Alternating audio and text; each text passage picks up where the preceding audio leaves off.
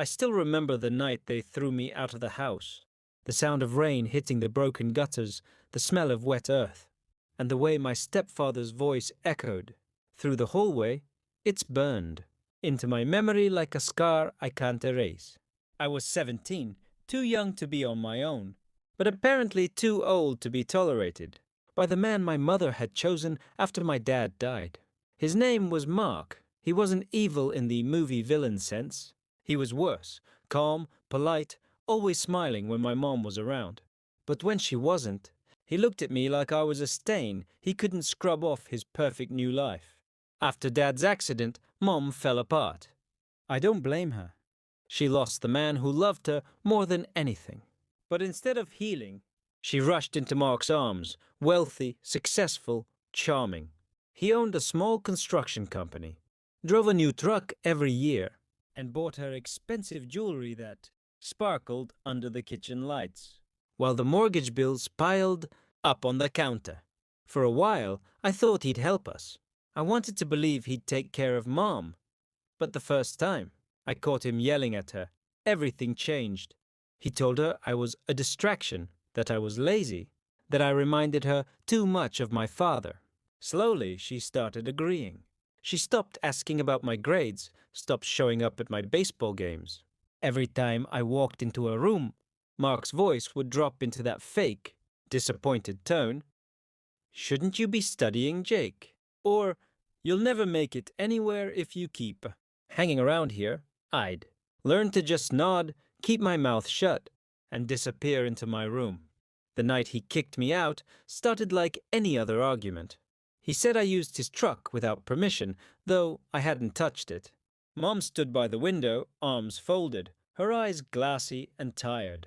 She didn't say a word when he threw my backpack at me and told me to find out what life feels like without handouts.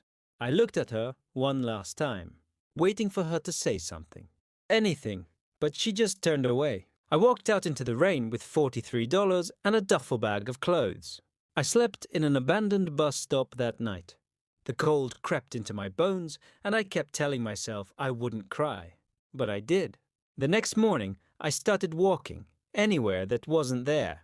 I found a job washing dishes at a small diner outside town. The owner, an older man named Henry, didn't ask questions. He just pointed at the sink and said, "If you can keep up, you've got work." For months, I scrubbed pans until my fingers cracked. Henry would pay me cash and sometimes let me sleep in the storage room when it rained. That's where I met Mia. She was a waitress, 2 years older than me, studying business at the community college. She had this energy, like she already knew she'd get out of that small town one day. She found out I was homeless the same way everyone does. She caught me sneaking instant noodles in the back after closing. Instead of pitying me, she just laughed and said, "Next time, use the microwave." Genius. She started bringing me sandwiches from the fridge, leftover pie, even an old jacket when winter came. Months turned into years. I worked any job I could find. Construction, cleaning, delivery, anything that paid. I saved every dollar, slept in cheap motels, and studied business books Mia lent me. She believed in me more than anyone ever had. By 22, we were renting a small apartment together. I'd gotten my GED and was taking night classes in construction management. When I told Mia I wanted to start my own company one day, she didn't laugh. She said, "You already know more about hard work than most of those rich guys ever will." The first big break came from a chance meeting. One of the contractors I worked for liked my ideas about efficiency and offered me a small partnership on a housing renovation project. It wasn't glamorous, but it was mine. I poured everything into it, long nights, skipped meals, broken bones. Within 5 years, my name, Jake Thompson Construction, was on half the new houses in our county.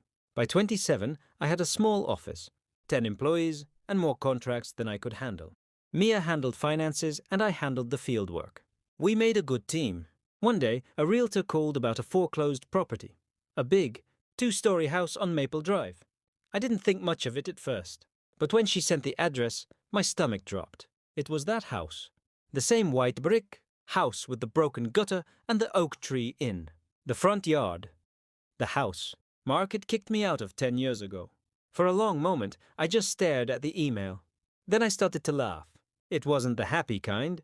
It was the kind that tastes like old pain finally turning into power. I told Mia I wanted it. She didn't even ask why. She knew the look in my eyes. We went through the paperwork quietly. Turns out, Mark's business had gone under 2 years earlier. The construction bubble burst, and he'd taken on too much debt trying to impress investors. The bank repossessed his assets, house included. Karma, I thought, finally caught up. When the sale closed, I drove up to the house alone. The for sale sign was still stuck in the yard, half fallen. The front door creaked the same way it used to. Inside, everything was smaller than I remembered. The staircase, the hallway, the kitchen, where Mom used to hum while cooking. I walked through each room like a ghost revisiting the past. My old bedroom was empty except for a nail on the wall, where my baseball cap used to hang. I sat on the floor and let the silence wash over me. Then I heard footsteps behind me. I turned, and there she was, Mom, older, thinner, her hair streaked with grey. For a moment, neither of us spoke. Then she whispered, "Jake?" Her voice cracked. "I didn't think I'd ever see you here again." I wanted to hate her. I really did. But standing there, she didn't look like the woman who'd turned away that night. She looked broken. She told me Mark had left her when the money ran out, that he'd disappeared after the business collapsed. She'd tried to find me, but I'd moved so often she lost track. She was living with a friend now, barely getting by. Something inside me shifted. Revenge had driven me for years.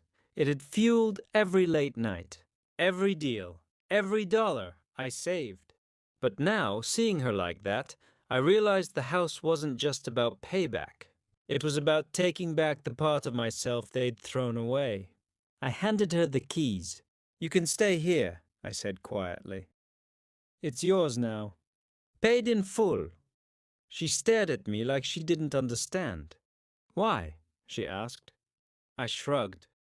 "Because I don't need it anymore." She started crying, deep, shaking sobs that sounded like 10 years of guilt breaking free. I didn't hug her at first. I just stood there, letting her cry. Then finally, I stepped forward and wrapped my arms around her. For the first time since I was a kid, I felt her hold me back. Later that night, I walked outside. The rain had started again, soft and steady, just like that night years ago. Only this time, I wasn't cold, I wasn't scared, and I wasn't alone. Mia pulled up in the truck, rolled down the window, and smiled. "So," she said, "how does it feel to buy your past?" I looked at the house one last time and said, like it finally stopped owning me.